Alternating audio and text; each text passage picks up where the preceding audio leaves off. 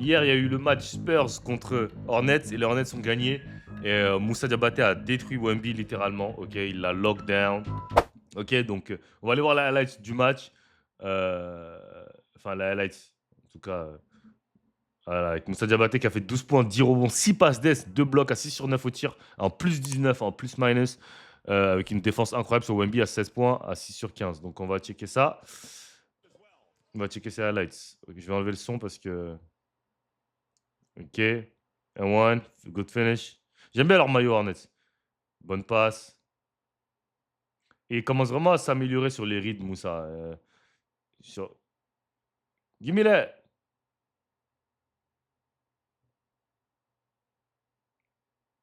Il se déplace bien. Un petit flotteur.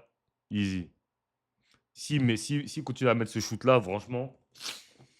Man. Ok. One-on-one defense. Bonne défense. Et KD, il avait parlé de ça. Il avait dit que Wemby, si tu mets un gars de sa taille qui le conteste ses shoots, c'est pas vraiment des shoots. Enfin, c'est les shoots qu'il peut mettre, mais c'est pas des shoots de ouf. Genre. En fait, il est plus dangereux dans la raquette que ici. Si tu fais ça comme défense sur Wemby, limite quasiment, il l'a quasiment contré. Hein. C'est une bonne défense. Hein. Franchement, tu contestes très bien sur Wemby. C'est une très bonne défense. Regarde, là, il est en retard et il réussit quand même à recover. Là, il est en retard. Il réussit quand même à recover et à contester encore un très très bon contest. Hein. Très très bien contesté. Et ça, tu peux pas faire une meilleure défense que ça sur Wemby. Hein. Franchement, bonne défense. Damn, hey, that nigga was on lot, bro. That nigga was on lot. He was in jail, bro.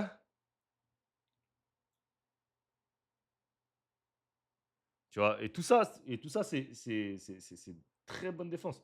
Regardez, il encaisse le contact là, encore là, là il reste devant lui, contact. Wemby, il est obligé de prendre un shoot comme ça, c'est raté, hein. That's good D.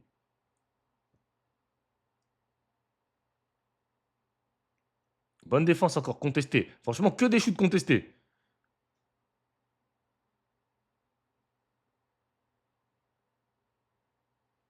Hey!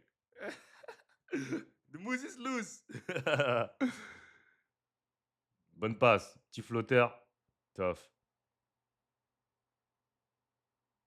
Bonne passe. Ah non. Il met le rebound. C'est n'importe quoi. Brandon Miller, il est vraiment tough. Hein. Petit flotteur. Easy. Give me that shit, nigga. Give me that shit. Weak ass, nigga. Donne-moi ce rebond là encore. Give me that. Hey, money time. Lock this shit up. Hey, yo, that's good defense, bro. Ah, c'est vraiment bonne défense. Hein. Bonne défense, bonne défense. Psh, man. Activité au rebond, incroyable. Money time, tout ça dans le money time. C'est crazy, man. C'est crazy. Avant la saison, je vous avais annoncé, hein, je vous avais dit pour moi, le most improved player, ça va être Moussa. Hein. Et on dirait que, bon, ses stats, elles ne suivent pas encore. Enfin, dans le sens où, du coup, depuis la saison, il jouait pas. Enfin, il jouait, mais il était backup et tout. Maintenant qu'il est rentré dans son rôle de starter et tout, s'il continue à augmenter ses stats, ça pourrait être un candidat au MIP. Hein. Alors, l'effet Diabaté, le Wemby stopper, 31 janvier vers San Antonio. Moussa Diabaté, plus 19, 12 points, 10 rebonds. Victor Wembanyama, moins 14, limité à 6 sur 15 au tir. Le meilleur défenseur NBA sur Wembanyama de la ligue. Damn! Damn! That's crazy! That's crazy!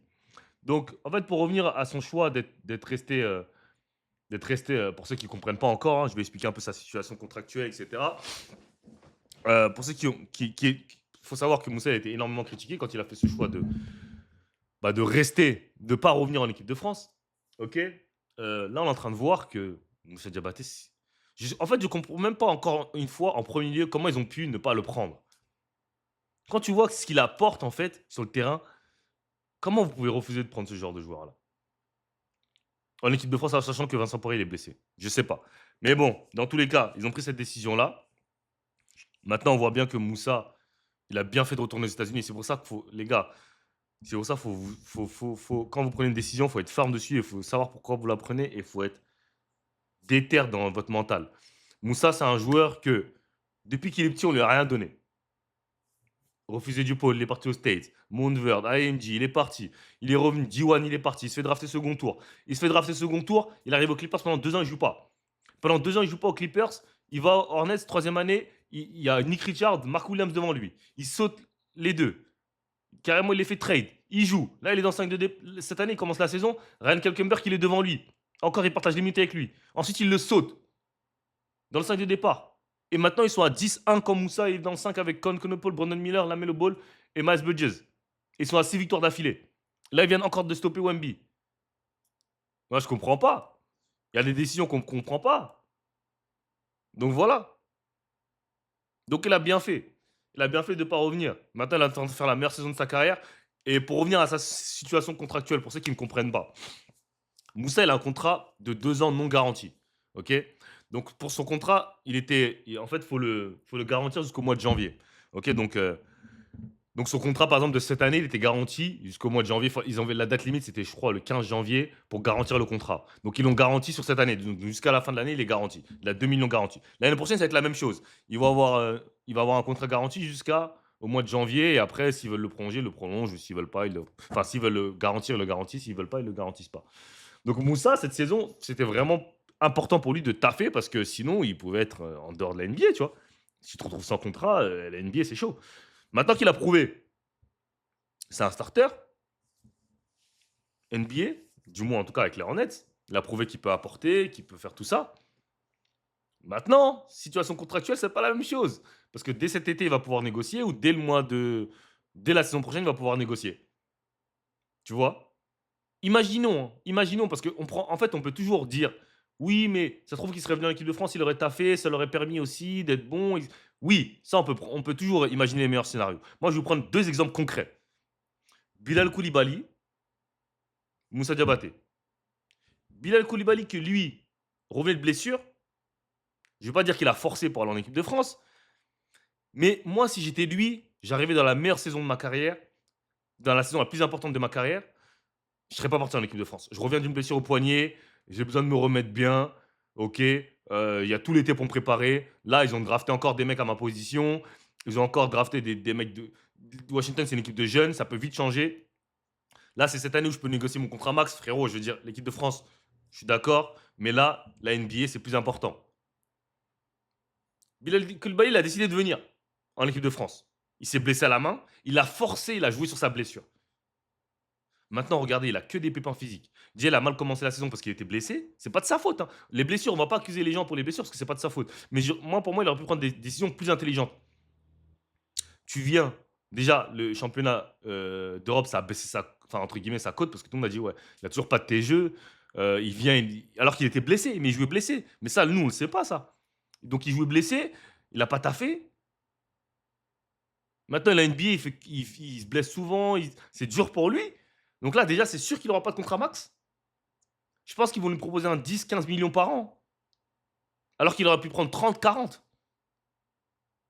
Il avait juste à venir, à continuer dans sa lancée. Donc, tout l'été, bosser son TG. Bosser son TG toujours. Tout l'été, bosser son TG. Condition physique, revenir, shooter à 35% à 3 points. Je tournais entre 33 et 35, 37. Parce que c'est quasiment que les shoots ouverts qu'il a, Bilal. Défendre comme un chien, il aurait eu ses 30 millions par an. Parce que Bilal, on ne va pas lui demander de mettre 15-20 points par match parce que c'est l'un des meilleurs défenseurs de la ligue sur les postes extérieurs. Donc on ne va pas lui demander de mettre 30. Tu mets juste 15 points, tu shootes un peu de 3 points, tu peux demander 30 millions par an, easy. Mais là, tu shootes 29% à 3 points, tu es tout le temps blessé, tu peux même pas demander un bon contrat. Donc soit tu n'acceptes pas la prolongation qu'ils vont te proposer cet été, tu prends le risque encore une fois, soit tu acceptes et ça va être une prolongation entre guillemets médiocre. Là, Moussa, en faisant ce qu'il fait, la saison qu'il fait, il augmente sa valeur de 15 à 20 millions par an. Là, il a un contrat de 2 millions. Moussa, s'il continue sur sa lancée, qu'il fait la saison complète comme il fait, il peut demander 20 millions par an. 20 millions par an. Tu vois? Donc, toute la préparation qu'il a fait cet été, dans son workout individuel, tous ces trucs qu'il a fait, ça porte ses fruits pour l'instant. Ça porte ses fruits. Regarde les. Attendez, je regarde les chats, parce que je regardais pas le chat.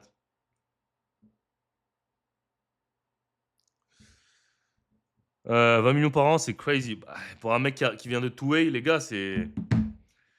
euh, Je suis plus à New York, là, les gars. Je suis en Floride, je suis à Tallahassee, là. J'étais au match de Thomas hier. Et demain, je vais à Charlotte, demain. Demain, je vais à Charlotte. Et surtout, au-delà du fait qu'il ait refusé l'équipe de France, Moussa, c'est surtout le manque de considération. Et moi, je pense que. Enfin, Vincent Poirier, on l'a très bien vu dès le début de la prépa qu'il était blessé, les gars. À partir du moment où tu dis, je préfère prendre un mec blessé que toi, ça, c'est quel manque de respect, ça? Tu vois, je sais pas comment t'expliquer. Genre, je préfère prendre un mec qui est blessé, qui est sur une jambe, que de prendre toi, frérot. Vous comprenez ou pas le délire? Moi, je serais à sa place, je serais comme un ouf. Tu vois? Donc voilà. Tu penses Moussa va signer à. Bah, après, en fait, ça dépend. Ça dépend de comment il continue, en fait. S'il continue. Parce que là, il est en constante progression. S'il continue à progresser, qu'il devient de plus en plus à l'aise, parce que c'est ça aussi qu'il faut savoir, que Moussa, il est arrivé en NBA, ça fait 4 ans qu'il est en NBA, mais il n'a pas vraiment eu l'occasion de, tu sais, de beaucoup jouer, tu vois. Parce que les 2 premières saisons en Clippers, il joue quasiment pas. L'année dernière, il fait 72 matchs avec les Hornets. Il joue 20 minutes par match. Mais là, c'est vraiment là, cette année où il a du temps de jeu, où il a un rôle, où il peut jouer, tu vois. Après, Moussa, c'est pas un attaquant de ouf, ou c'est pas un, tu vois. Mais il est capable de mettre des points, et ça, je vous l'ai toujours dit. Il est capable de faire de très bonnes choses en attaque. Mais c'est juste qu'à bout d'un moment, quand tu as une billet, frérot, et que tu veux rester en NBA, tu vas faire le rôle. Tu vas faire ton rôle auquel on va te mettre dedans. On va dire, hey, tu dois faire ça. C'est grâce à ça que tu vas rester en NBA, tu vas le faire. Tu vois, même s'il faut que tu prennes 0 shoot, tant pis, frérot. Tu vois, parce qu'en NBA, on va pas se mentir, il y a des mecs dans son équipe, frérot, des Brandon Miller, Miles Bridges, Lamelo Ball, Conconopole, c'est des mecs qui ont des talents de ouf offensivement. Donc on va privilégier ces gars-là avant toi, et ça, c'est tout à fait normal. Tu vois, mais si Moussa il finit la saison avec 12 points, 10 rebonds, c'est les stats d'un mec à 20 millions, 25 millions par an, tu vois. Surtout que c'est l'un des meilleurs défenseurs de la ligue, qui peut défendre sur les postes 1 à 5, et surtout qui impacte la victoire. Et ça, c'est très important parce que les grosses équipes, là, elles cherchent des mecs qui gagnent. Tu vois, si tu es à Brooklyn, tu mets 20 points par match, ou tu mets 12 points, 10 rebonds, tout le monde s'en fout, tu es à Brooklyn, tu fais que de perdre. Mais tu gagnes et tu as un impact sur la victoire. Ça, c'est très, très important pour les Skims. Je reste plus longtemps, les gars.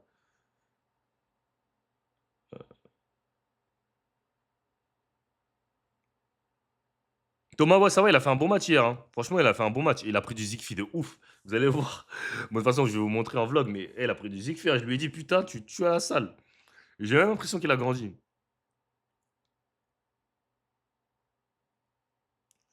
Bah, Wemby, ça va quand même, hein. Cette année, il tourne à combien? À 3 points, je crois, à plus de 35, hein. Il tape cette année, Wemby, comme à 3 points. Donc voilà.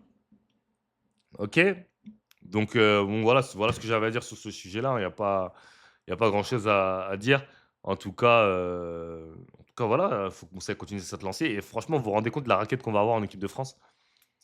Alexandre Sarr, Moussa Diabaté, Rudy Gobert, Wemby, Yaboudzele, Mathias Lessort, Vincent Poirier. Putain, ça va être la compète, hein. Maxime Reynaud. Ça va être la compète, hein. 8. Là, je vous dis 8. 8 postes 4, 5, entre guillemets. Ça va être la compète, hein. Ça va être la compète de ouf, les gars. Genre, ok, à l'heure d'aujourd'hui, si vous devez choisir 4 postes 5.